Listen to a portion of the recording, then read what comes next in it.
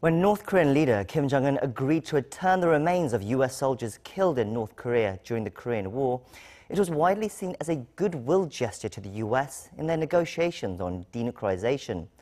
But what was expected to have been a quick and painless affair has now dragged on for weeks with cancelled meetings, unmet expectations and protracted negotiations. If repatriating US remains is this tricky, how difficult will it be in getting the regime to hand over its nuclear weapons? Joining me in the studio to look at these issues further is Professor Kim Hyun-wook from the Korea National Diplomatic Academy. Thank you for coming in today. Thank you for the invitation. Now, sources are saying North Korea are getting ready to hand over the US remains, and next week, on the 27th of July, the anniversary of the Korean War armistice agreement. That's according to certain sources. Do you think it will finally now happen? Yes, I think so. I think, North Korea, they came and recalled the meeting in the general level.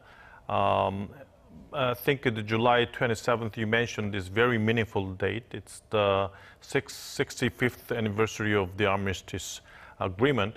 So I think for North Korea, this remains return to the United States is a very meaningful gesture.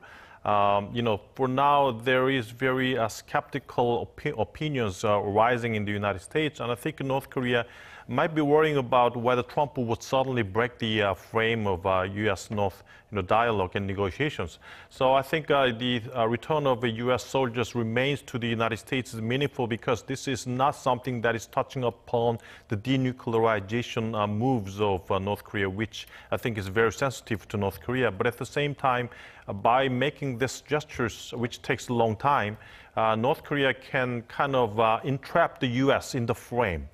So that the U.S. would not walk out of the frame and make the frame put there and continue in the future, the negotiation between two countries. I mean, returning remains, as you said, is perhaps easier than denuclearization. But at the same time, North Korea haven't been making it easy. I mean, they demanded general-level talks after abruptly cancelling, actually standing up the U.S. delegation that were waiting for them at Panmunjom. What do you make of North Korea's actions on this front? The general level talk between the North Korea and the UN command has some meanings. In the past, the meeting has been used in order to talk and discuss about the maintenance of the armistice system in the Korean Peninsula. They have been talking about how not to intrude to each other, threaten each other in the general level meeting. So for North Korea, which has upgraded this meeting from the colonel level to general level, I think this is a very meaningful message from North Korea to the United States that North Korea seriously wants to use this meeting not only for the remains of U.S. soldiers remains returned to the United States, but also for talk about the declaration of the end of Korean War and possibly leading to the agreement of peace in the Korean Peninsula. So you're saying they're using this return the remains as more than just returning the remains. They're trying to get other things out of it, which the working level talks wouldn't have been enough. But standing them up like that, couldn't they have just sent a message beforehand? What's that?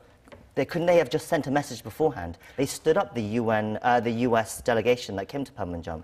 Why have these kind of actions that could cause animosity? I think the US and North Korea still have some tug of war about their positions. North Korea, when Secretary Pompeo visited Pyongyang, the U.S. requested strongly that the North Korea needs to take steps for the initial measures for the denuclearization of North Korea. But at the same time, North Korea requested that some other measures of security of guarantee of North Korean regime should be given by the U.S. to North Korea first before North Korea takes some steps for denuclearization. But I think because of this tug of war, I think North Korea might be also thinking that maybe some other ways and steps might be necessary to bring the U.S. into the talk about the armistice and also the declaration of the end of war. At the same time, maybe North Korea might also consider some elite opinions, elite opinions in the United States. When Pompeo came back to the United States, the opinions in the United States was very critical.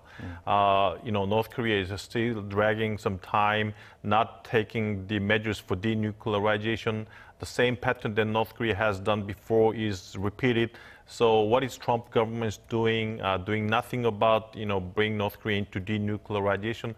So maybe, some news media reported that when Pompeo reported some of the outcomes of his visit to Pyongyang to Trump, Trump was kind of considering what the pathway in the future should be.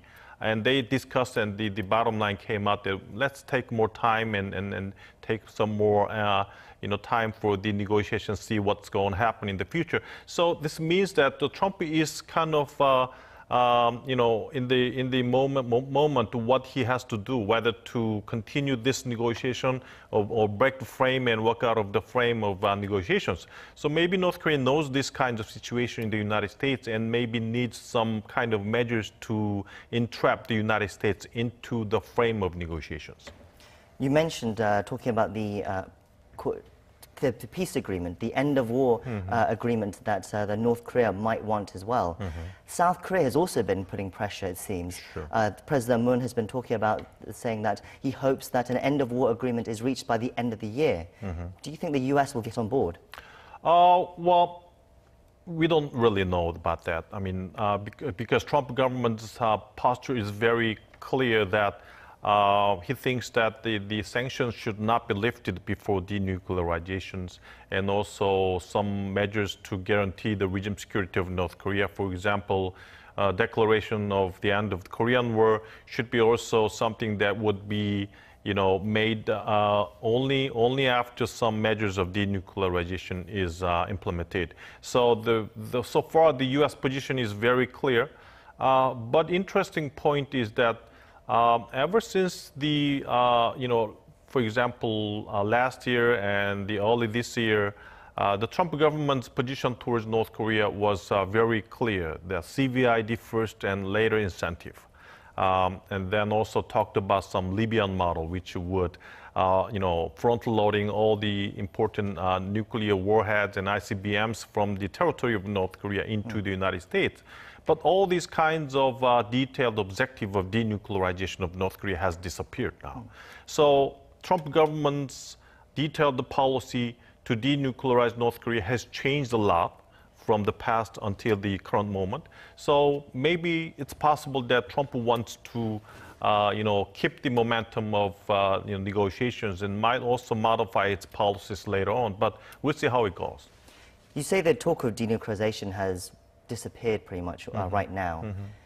Do you think it was a mistake by Trump to agree to returning the remains, agreeing to North Korea to return the remains when they met in Singapore? Because at the moment it seems like North Korea is using the return of the remains to do that first before to delay talking about denuclearization. Something that we have to pay attention to is the contents of a joint statement in the summit meeting. The first point was about to establish the new relationship between two countries. Second point was about the denuclearization.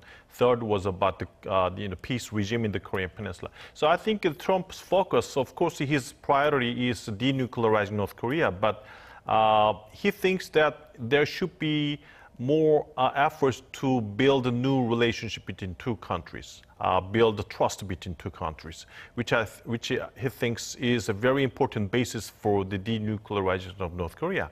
And I think in that sense, the return of remains is a very important policies. For example, U.S.-Vietnam relations. After the war in Vietnam, Vietnamese policy towards the United States to normalize the relationship has begun from returning the U.S. remains to the United States. So I think this could be a very good signals to North Korea that the U.S. is serious in remaking the relationship between two countries, which I think would be a very good basis for the denuclearization. Meanwhile, in South Korea's defense ministry has announced today that communication lines, military communication lines with North Korea have re-established now. Has been fully restored. How important a step do you think that is? This is something that South Korea can do without sanctions lifted. I think the South Korean government is ready for a lot of significant policies to exchange between North and South Korea in economic terms. So-called new economic initiative is ready by the South Korean government. But unfortunately, the UN Security Council resolution sanctions on North Korea is now still going on. There has not been any lifting of sanctions of United Nations. So under the current situation, I think the only thing we can do is all the measures to restore the relationship. For example, restoring the communications line with North Korea, all these kind of things. So I think some significant meanings of all these measures by South Korea is that kind of pushing the U.S. into the frame, pushing the U.S. so that the U.S. would now walk away from the frame. And North and South Koreas are ready for all the kind of exchanges and communications and increasing contact with each other. So we are ready for denuclearization. We are ready for sanctions lifted. So I think this is some kind of very strong message to the President Trump, I think. Okay, a couple of things before we go. Some news coming out from North Korea as well. There was an interesting piece in North Korean state media today, which revealed more of Kim Jong-un's movements. They said he toured the site of some construction sites. But what's interesting was he scolded the workers there. He called them incompetent and irresponsible, and he said he was speechless at the state of what was going on there. What do you make of that? Is this normal for Kim Jong-un to do something like this? This is very new posture. I think comparing from the last year, and this year's policy of Kim Jong-un is completely different. Last year he was focusing on developing nuclear capabilities, achieving the level of nuclear power capabilities in North Korea, which I think was also very much contributed to his policy consolidation of Kim Jong-un. But this year, he's kind of switching his power from nuclear capability into economic development, so-called dual policies, and he's done with one side and he's moving into the other side. So all the policy gestures he's showing to the people of North Korea and also to international communities that he's now actually really focusing on economic policies. He's really giving a hard time to his bureaucrats because they are not focusing much on economic policies. Now Kim Jong-un, the leader, is now here to look at what's going on in the economic side and hydroelectric power station. But what are you doing? The bureaucrats really, dealing with all these, economic policy have not even come into this side. So that kind of showmanship is something I think would give a very significant message to the North Korean people that the leader Kim Jong-un is really seriously carrying the welfare of North Korean people. Okay, thank you, Professor. I think we'll have to end it there, but thank you for coming in today and sharing your insights with us. Thank you very much.